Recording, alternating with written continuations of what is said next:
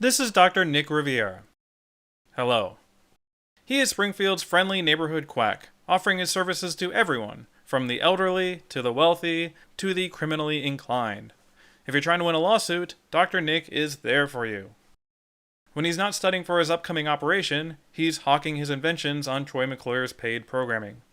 Dr. Nick has a tempestuous relationship with Dr. Hibbert, sometimes competing with him, sometimes being referred by him, sometimes working together. Unfortunately, he also works very closely with the coroner. Eventually all this caught up to him, though, as Dr. Nick died in 2007.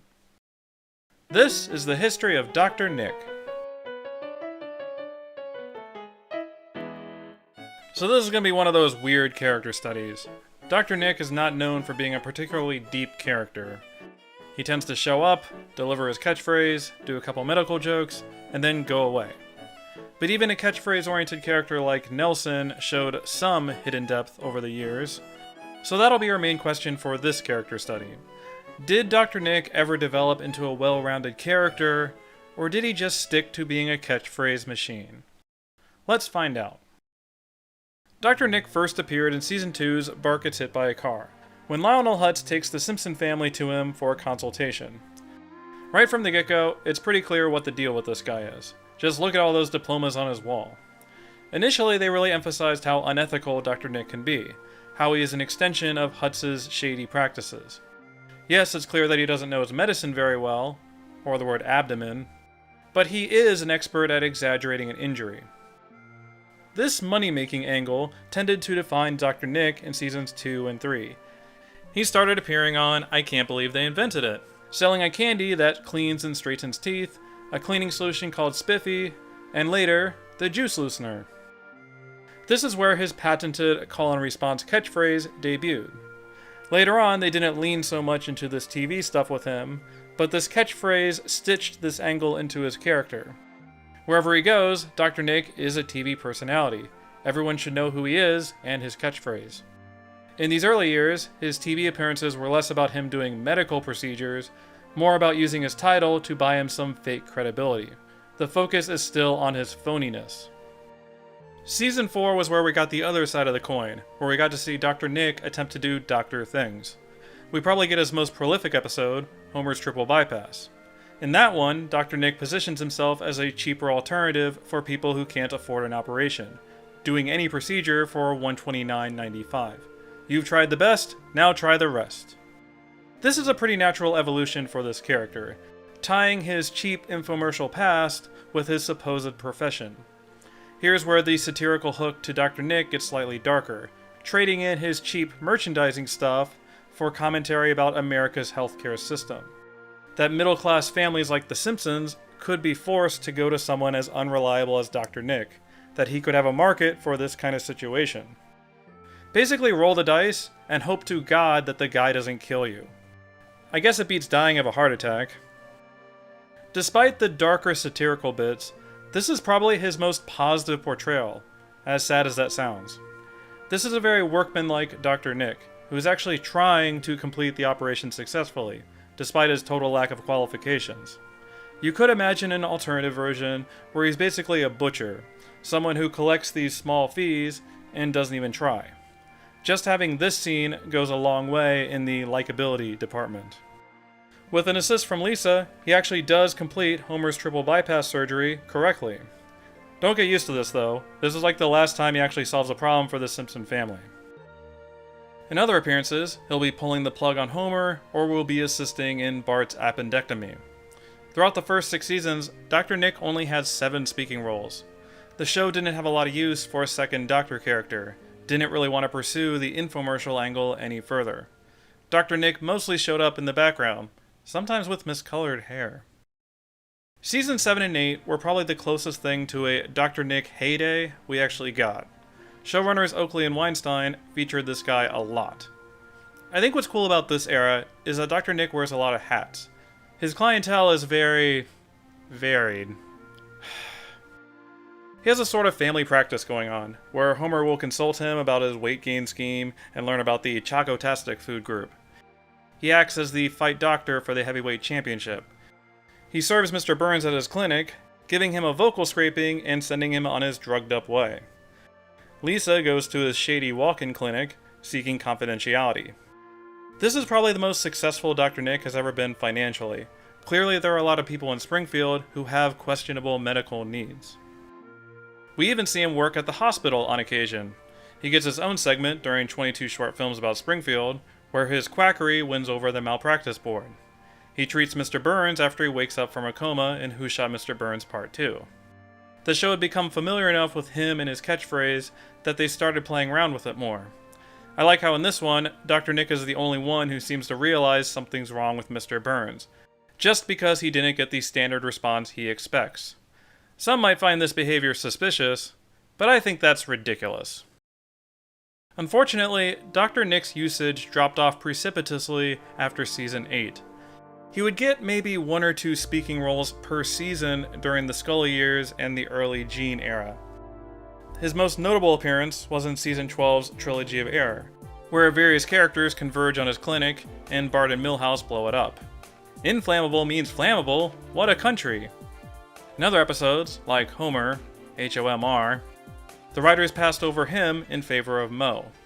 When Moe gets plastic surgery in another episode, he goes to a specialist instead of Dr. Nick. I suspect a behind-the-scenes feud between Moe and Dr. Nick, and the rest of the Simpsons writers and cast were forced to pick sides. Real talk, I think Dr. Nick was hurt significantly by the way Dr. Hibbert progressed as a character. He was always going to have an uphill battle for screen time. The show doesn't really need 2 doctors that often. At the very least, he was a good foil for the much more competent and straightforward Dr. Hibbert. However, as the show became more outlandish and wacky, Dr. Hibbert tended to follow. We would start seeing more questionable diagnoses, more unscrupulous moments from him. It never reached Dr. Nick levels, to be fair, but that line between the 2 characters started to blur. Why bring in Dr. Nick when Dr. Hibbert is halfway there? As a result, when Dr. Nick did appear, he tended to be even more exaggerated than before. Prance around with corpses, dismembered body parts, stuff like that.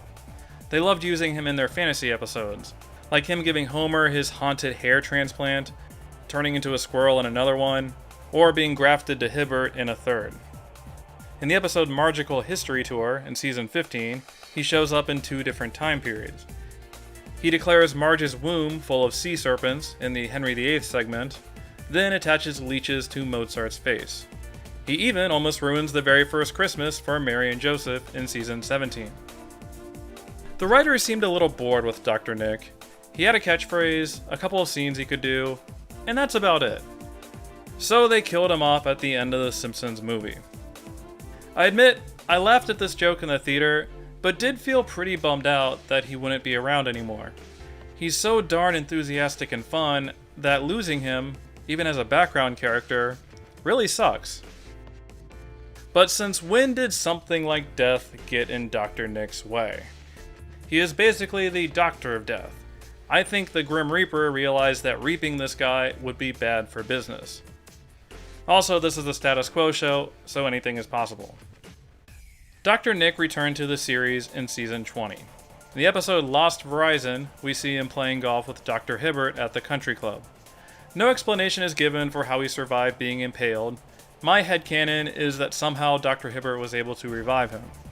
I kinda like the irony of Dr. Hibbert saving Dr. Nick's life. Anyway, later in the season, we would see his billboards on occasion during the new HD opening credits. Then in the episode Eenie Teeny Maya Mo, he gets his first post-death speaking role, accidentally shortening Mr. Largo's limbs instead of doing a sex reassignment surgery. That does remind me though, the writers absolutely love risque jokes about sex and genitals and stuff when it comes to Dr. Nick. That is certainly not their first joke about him doing sex reassignment surgery. In other episodes, he'll be operating a "What's your sex" booth, asking the sea captain if he wants a lengthening or a widening, or just this moment with Mr. Smithers. It's clear the writers portray Dr. Nick as taking on more sensitive procedures that Dr. Hibbert might not specialize in. Dr. Nick has no idea what he's doing, but he's willing to do any job asked of him. It should be clear by now that Dr. Nick never really developed into a well-rounded character with a definitive backstory or history. We have seen him in college. He's name-dropped Hollywood Upstairs Medical College specifically. In flashback episodes, we see him hanging out at a party, working for Krusty the Clown, stuff like that. We see him cheating on his citizenship exam, suggesting he wasn't born in the United States. Hank Azaria describes Dr. Nick's voice as doing a bad Ricky Ricardo accent. With his surname of Riviera, it suggests that he is of Spanish or Hispanic descent, but nothing is confirmed. His design is actually based on Gabor Chupo, who was originally from Hungary, so your guess at Dr. Nick's birth country is as good as mine. Anyway, they've never really examined his motivations or anything, or given him a real character arc in a story. It's extremely rare that he has more than one scene in an episode. Honestly, I'm kind of okay with it in this case. I don't think every character on the show has to be fleshed out completely. I think it's fine if they never do get around to Dr. Nick. So the question at this point is whether or not Dr. Nick is just a catchphrase machine. I'd hesitate to go that far. Let me hit you with some Dr. Nick statistics. By my count, Dr. Nick had a speaking role in 35 different episodes, including the movie. There is a variation on his catchphrase in 18 of them, a little over half. I counted 21 individual instances of his "Hi everybody" throughout these episodes, with 11 "Hi Dr. Nick" responses. The episode with the most greetings was Homer's Triple Bypass, hitting us with 3 total. That is all the Dr. Nick statistics you could have ever wanted. I apologize for making you learn that information. The point is, Dr. Nick isn't totally dependent on his catchphrase, even if it shows up a lot. The catchphrase is more of a supplement for his usual medical jokes, instead of being the main reason for bringing him in. In researching this video, I was a little disappointed that we didn't get a lot of different looks for Dr. Nick over the years, that the writers never did put him in many new situations. The main takeaway for me was his satirical hook, and how likable he is written. There is an argument that Dr. Nick is one of the worst people in Springfield, considering all the people he has killed due to his gross incompetence. I think a much more biting satire like South Park, for example, would condemn this character more. I don't want to say the Simpsons treat Dr. Nick with kid gloves.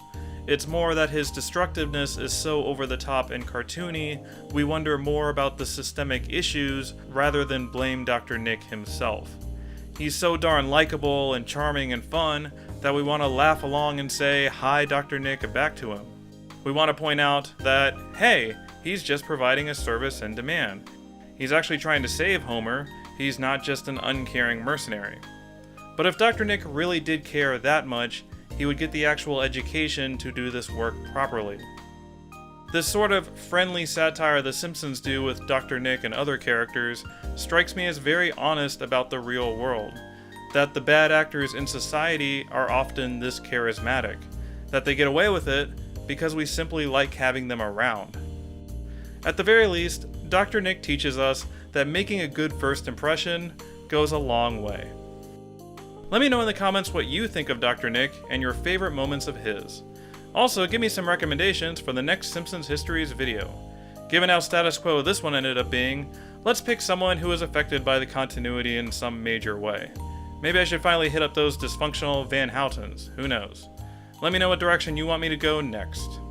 As always, thanks for watching. Bye everybody.